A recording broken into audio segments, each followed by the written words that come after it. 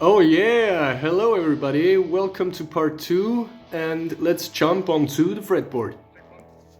The frets are in pretty good shape, fretboard looks really great, but the frets are pretty narrow and I like my frets just a little bit taller, so let's measure them out. Take my caliper and take some no worn thread. It says 0.7 millimeters and they are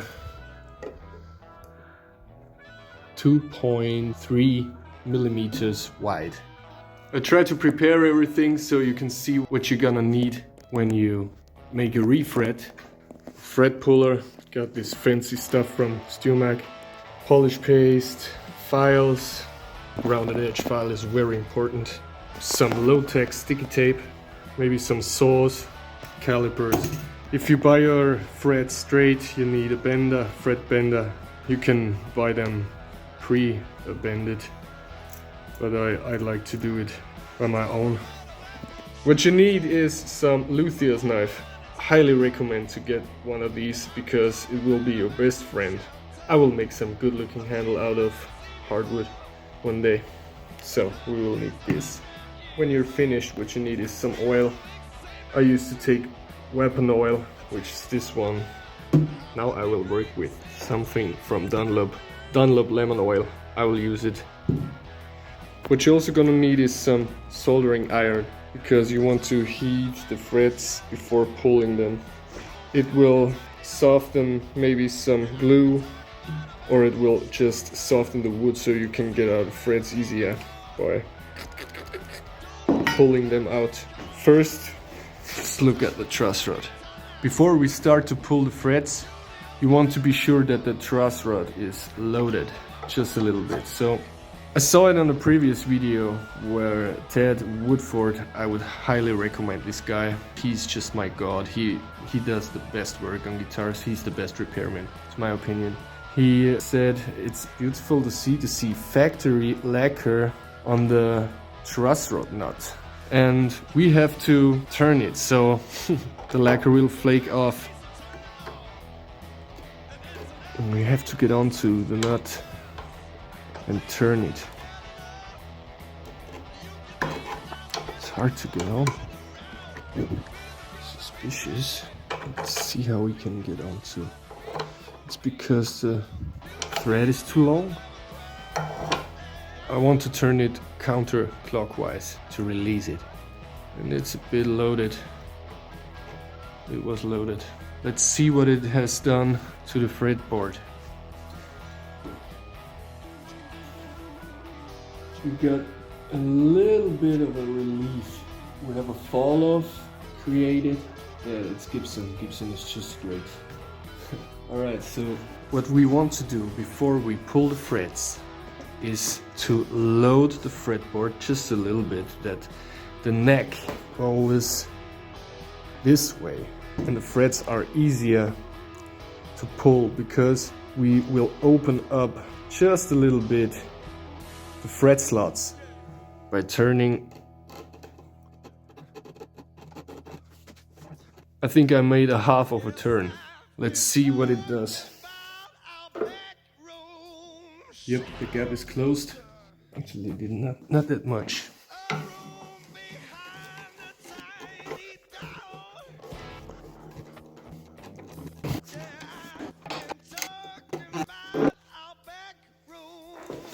Now we have a great relief at here. You can see it, but I can see it. You can see it rocking. Let's turn it back. Just cut it a line next to the frets so we get through the dirt, and I mask it off. Obviously, 2 layers of low-tech sticky. Need to mask it off because you don't want to harm anything on a guitar like this. For the fret pulling, I will use heat. I will apply heat to the fret so it softens the wood, or maybe softens some old glue what's inside.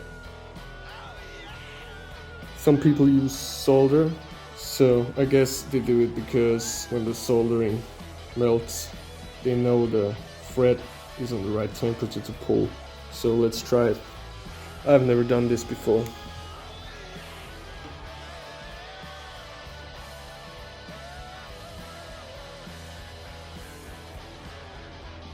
maybe they take it because it's applying better heat.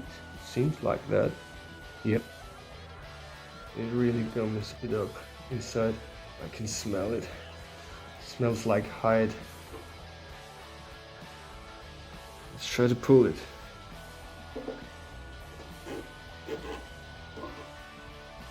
I forgot something very important. I want to cut through the lacquer at the fret tank so it won't chip away.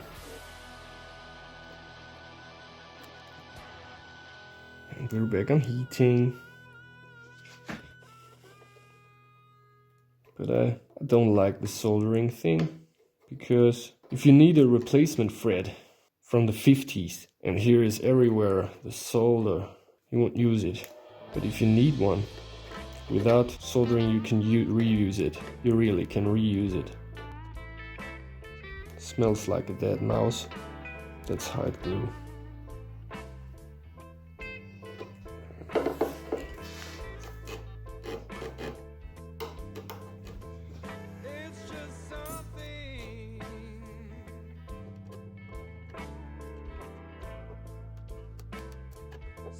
Not easy to make it without any chip out. It's the first time I'm using this Dumac thread pulling stuff. Look at this.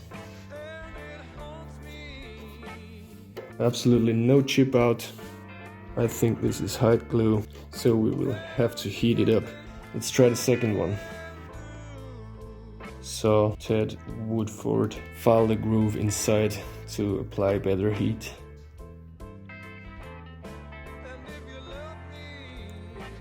I think this is my 10th fret job, but never did it on such a delicate guitar. I want to make everything right. And I have to recommend it again. Ted Woodford. To Woodford. He's the greatest. He's the greatest.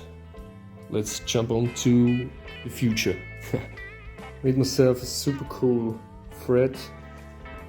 I needed one, so you can see I hurried through the process, but it does its job. So we already have 4 frets and really no checking.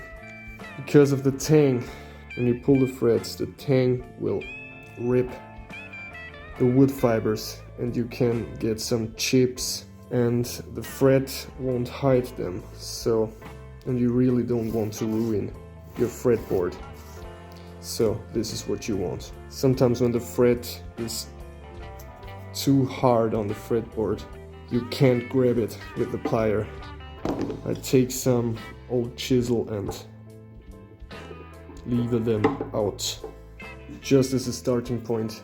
Just get in and just for the start. I think I can get this in just a little bit and bite it out. Always push forward that the wood fibers are compressed to the fretboard. They have no room to tear out. It feels really good. Yep, perfect. Frets are all pulled. You can see we got no chip out.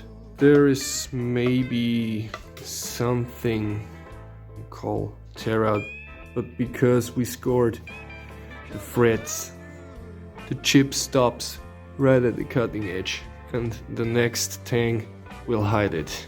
So great, I'm very pleased. I think this was the only one which was glued in. Let's clean it with naphtha and then really just polish it up by using some steel wool and leave all the play marks.